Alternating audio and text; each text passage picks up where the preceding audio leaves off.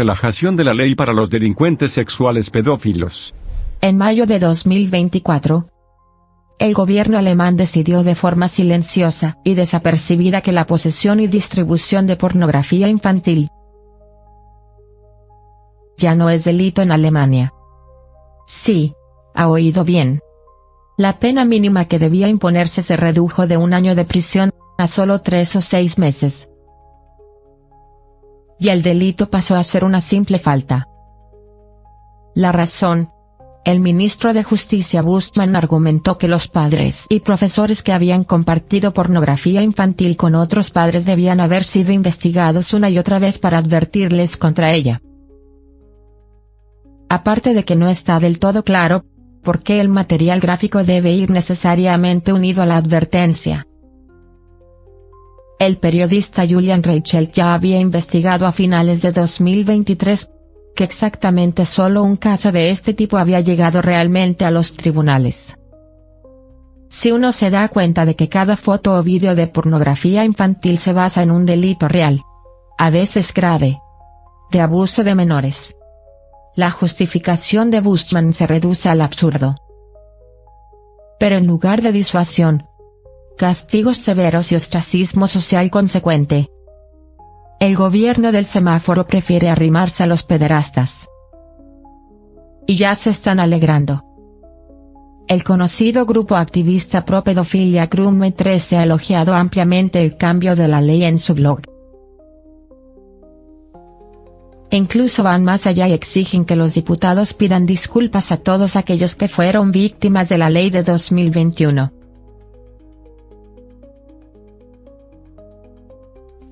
Los delincuentes sexuales pedófilos pueden desahogarse en matrimonios infantiles. El periodista de investigación Thomas Roper publicó un artículo en Anti-Spiegel sobre la legalización de la pedofilia.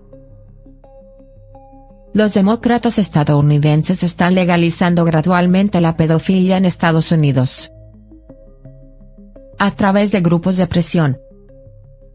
La palabra pedófilo debería evitarse en los medios de comunicación y sustituirse, por ejemplo, por la siguiente redacción: personas que se sienten atraídas por menores. La pedofilia ya no se definirá como un delito penal, sino como una orientación sexual inmutable. Los propios pedófilos no deben seguir sufriendo la estigmatización. Nathan Larson, candidato al Congreso por el estado de Virginia, reconoció públicamente en 2018 que el sexo entre un adulto y un niño es permisible si están casados, incluso si uno de ellos solo tiene 10 años. De hecho, la legislación sobre la edad mínima para contraer matrimonio en los estados de Estados Unidos es escandalosa. La edad mínima comienza a los 14 años, aunque en los últimos años también se han documentado casos de parejas casadas con 10 años. Igualmente chocante es la escasa condena impuesta a los delincuentes que han mantenido relaciones sexuales con niños. En California, unos periodistas analizaron bases de datos penales abiertas y descubrieron que de los 7.000 delincuentes condenados por actos lascivos o pervertidos contra menores de 14 años, ninguno había pasado más de 1 año en la cárcel. En lugar de utilizar las alarmantes estadísticas como una oportunidad para tomar medidas más duras contra la pedofilia, California está aprobando leyes que fomentan el abuso infantil. En 2020, a iniciativa del senador californiano Gay Scott Vina, se aprobó en California una ley que no reconoce a un pedófilo como delincuente sexual en determinadas circunstancias si la diferencia de edad entre el delincuente y la víctima es de 10 años o menos. Para el delito de maltrato a un menor, es decisiva la edad del menor, y no la diferencia de edad con un adulto. Ataque a los niños por parte de las instituciones educativas. Película sobre sexo en la escuela primaria. Desde otoño de 2023, un cambio en el plan de estudios austriaco prevé una educación sexual e integral, con una sexualización específica de los niños en casi todas las asignaturas escolares. Una maestra del distrito austriaco de Boklaburg ha molestado repetidamente a niños de primaria agrediéndoles en clases de educación sexual. La maestra mostró a los alumnos de tercer curso fotos reales de diversas prácticas sexuales. Tras las quejas de los padres, el profesor y la dirección del centro se limitaron a prometer que en el futuro se abstendrían de ese tipo de contenidos inapropiados, en lugar de imponer sanciones. Pero solo un año después, esta influencia maligna se repitió. La maestra solo informó a los padres sobre un taller no problemático con una comadrona. En cambio, los alumnos de primaria recibieron explicaciones detalladas de prácticas sexuales perturbadoras, como el sexo oral, con palabras e imágenes. Entre otras cosas, dijo que se puede tener sexo juntos aunque no os gustéis tanto. También mostró a la clase una película pornográfica en la que rebobinaba una y otra vez la escena con el acto sexual y obligaba a los niños a verla. La maestra también recordó a los niños que no podían hablar de la película con sus padres ni con nadie. El asunto no salió a la luz hasta que 2 chicas denunciaron pesadillas tras la película en las que eran violadas. El Dr. Felix Boyman, abogado de AZ International, Alianza para la Defensa de la Libertad, Defensa de los Derechos Humanos, declaró: "Es increíble lo que ha ocurrido aquí. Los padres tienen el derecho y la responsabilidad primordiales de tomar decisiones sobre la crianza y educación de sus hijos. Los padres deben conocer el trasfondo de la educación sexual de la diversidad, y estar informados sobre el riesgo de abusos. Los niños tienen derecho a una enseñanza de primera clase y deben ser protegidos de la ideología". Lamentablemente, este incidente en Austria no es un caso aislado, y es representativo de muchas otras ofensas cometidas por escuelas y profesores contra la dignidad de nuestros hijos. Como recordatorio, la educación sexual actual se basa en las normas de la OMS para la educación sexual. Fueron desarrolladas en 2010 por el conocido educador sexual Uwe Ehlert. Según sus recomendaciones oficiales, los niños de 4 años deberían iniciarse en la masturbación, y los alumnos de primaria deberían aprender los criterios del sexo aceptable. Según las normas de la OMS, el orgasmo y el desarrollo de la identidad de género también deben enseñarse en la escuela primaria. Uwe Ehlert aprendió del criminal Helmut Kempler, que en los años 70 y 80 puso a niños al cuidado de pedófilos con antecedentes penales con el fin de realizar un experimento que fue patrocinado por la Administración del Senado de Berlín. Los escolares deberán recibir un DNI digital. La ministra de Educación de Baja Sajonia, Julia Wille Hamburg, quiere dar a todos los alumnos un número de identificación individual desde el comienzo de la escuela. Explicó: "En esencia, la identificación del alumno consiste en visualizar el historial educativo de cada alumno. La identificación pretende evitar que los niños y jóvenes se pierdan en el sistema. Todo el mundo debería tener la oportunidad de graduarse. El proyecto se realizará en 2027. La señora Hamburg no dijo qué se almacena exactamente en el DNI ni quién tendrá acceso a los datos. Sostuvo que durante Corona han desaparecido alumnos del sistema educativo. Pero recordemos qué ha provocado este estado de cosas. Los cierres de escuelas que no se podían justificar, la indigna y peligrosa exigencia de máscaras, el aislamiento forzoso, el constante alarmismo sobre ser un peligro para los familiares, y mucho más fueron la causa de la caída del rendimiento. El acoso completamente insensato al que se ha sometido a los niños durante la pandemia de la corona debe servir ahora también de motivo para su completa vigilancia. Por la puerta de atrás y, como siempre, bajo el pretexto de querer ayudar solo a los niños, la vigilancia total de los ciudadanos va a comenzar ahora a una edad temprana.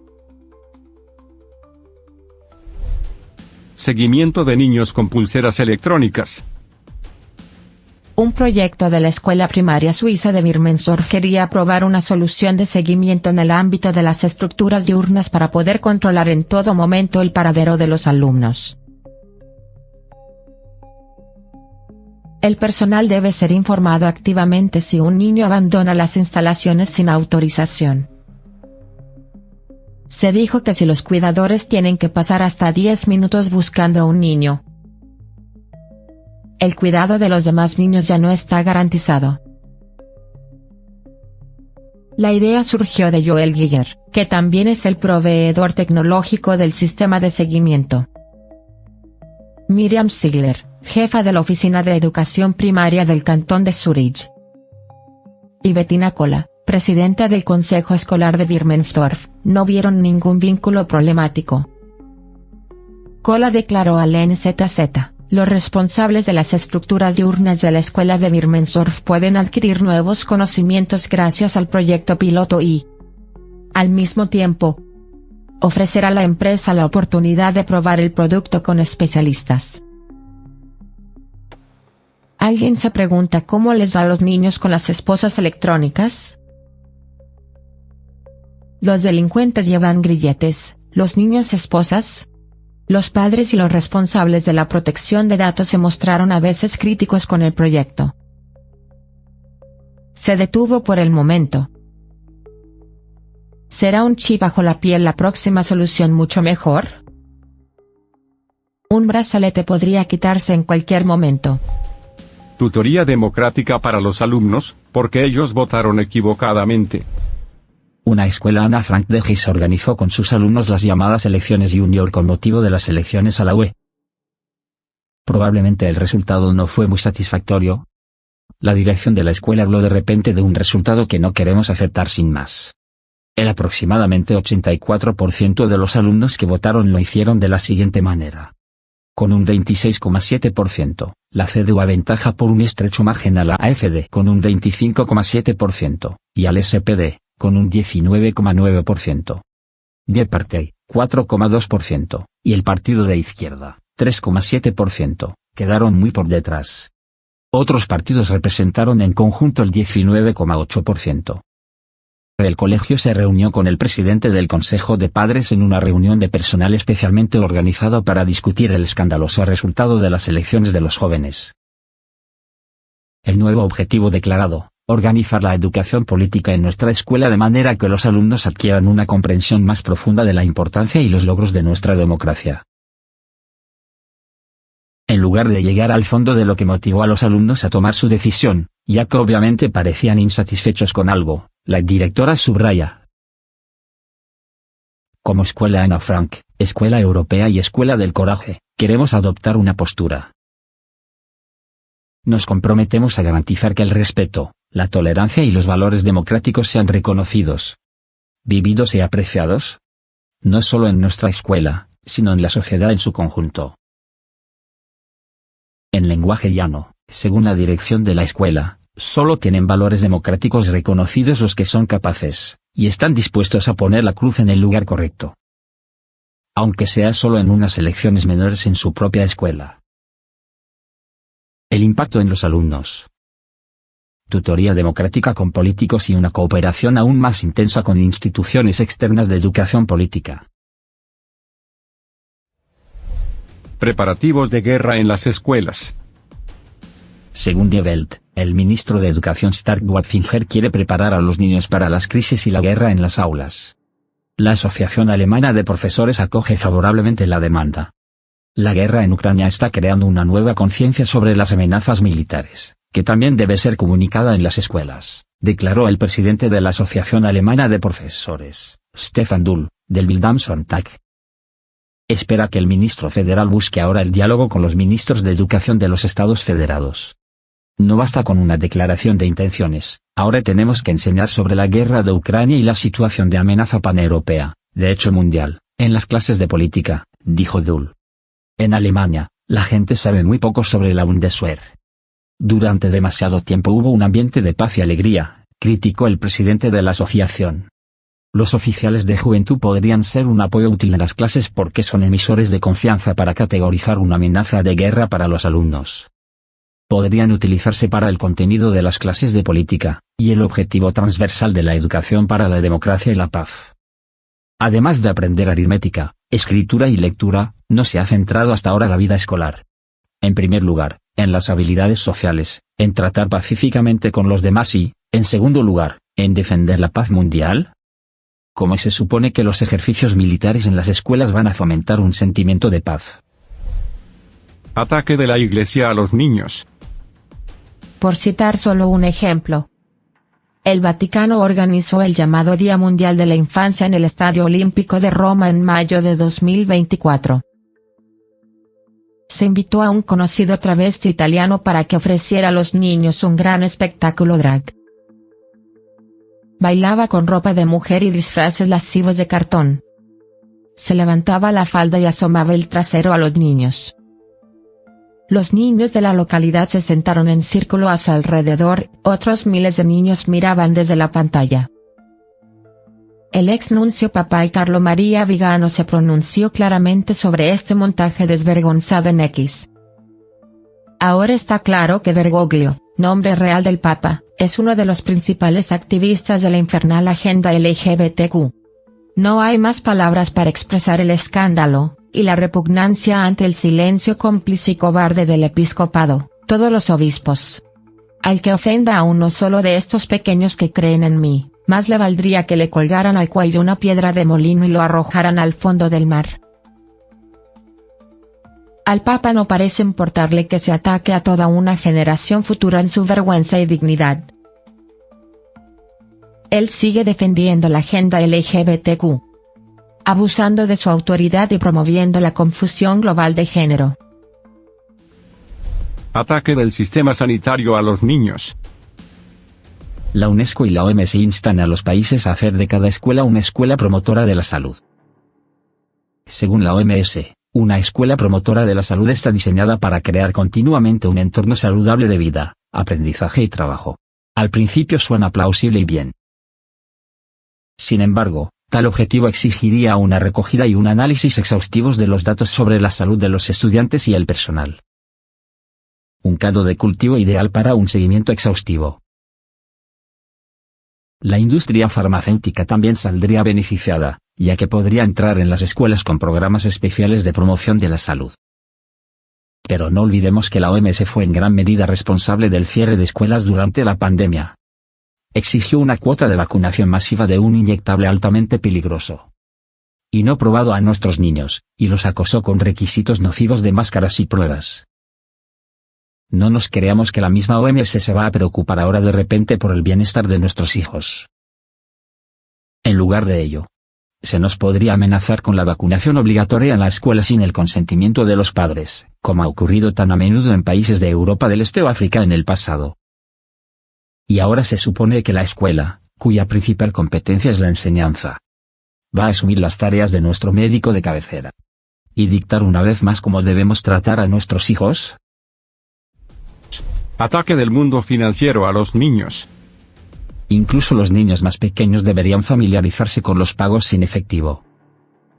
Muchos bancos y empresas financieras ofrecen gratuitamente una tarjeta de crédito infantil con su correspondiente app. Los padres pueden cargar dinero en la tarjeta a través de una aplicación. Algunos proveedores ni siquiera especifican una edad mínima o máxima. De este modo, una introducción lúdica al mundo de las finanzas digitales, donde las transacciones digitales son omnipresentes, debería tener lugar lo antes posible en el programa. Pagar en efectivo será lo mismo para la próxima generación como algo extraño. Al mismo tiempo, se está privando a la generación joven de la libertad que se les ha arrebatado. Sin embargo, los padres de hoy pueden luchar por la libertad y el libre uso del dinero por responsabilidad hacia sus hijos. Mejor atados al dinero y libres que conectados a la red digital y esclavizados. Ataque a la infancia por parte de la industria de la digitalización y el entretenimiento. Según datos de un estudio del BSGA, Centro Federal de Educación Sanitaria, alrededor del 96% de los jóvenes de entre 12 y 17 años utilizan Internet a diario, principalmente para comunicarse y entretenerse. El consumo de medios digitales aumentó tanto para las chicas como para los chicos, pasando de unas 23 horas semanales en 2019 a unas 26 horas semanales en 2023. Este tiempo frente a la pantalla, que priva a los niños de su creatividad, es fomentado y financiado por los gobiernos. En los últimos 5 años, el gobierno federal ya ha pagado 200 millones de euros a los desarrolladores de juegos. Cada año, la casa de Habeck disponía de 50 millones de euros. En Alemania, Los juegos de ordenador están reconocidos oficialmente como bienes culturales desde 2008. El Consejo Cultural tomó esta decisión con el endeble argumento de que numerosos juegos están dedicados al medio ambiente y al cambio climático. Pero los juegos de ordenador a los que suelen jugar los adolescentes son utilizados por los militares para endurecer y embrutecer a los jóvenes soldados. De modo que dejen de ver a su enemigo como un ser humano y puedan atacarle sin piedad. Las llamadas redes sociales también son un tema candente para los jóvenes. Según un informe de The Guardian de 2021, el 7% de todos los niños del Reino Unido intentaron suicidarse antes de los 17 años, y casi 1 de cada 4 llevó a cabo un acto de automutilación. Las chicas se vieron especialmente afectadas. Una de las razones aducidas fue que las redes sociales pueden ser un entorno tóxico. Según documentos internos, Facebook y Mark Zuckerberg sabían, por ejemplo, que el 32% de las adolescentes se sentían peor después de Instagram si ya se habían sentido mal antes. Es aconsejable no dejar a nuestros hijos despreocupados en este entorno mediático tóxico, sobre todo porque los niños, como si estuvieran drogados, nunca tomarán decisiones por su propio bien porque el entorno digital es sencillamente demasiado deslumbrante para ellos.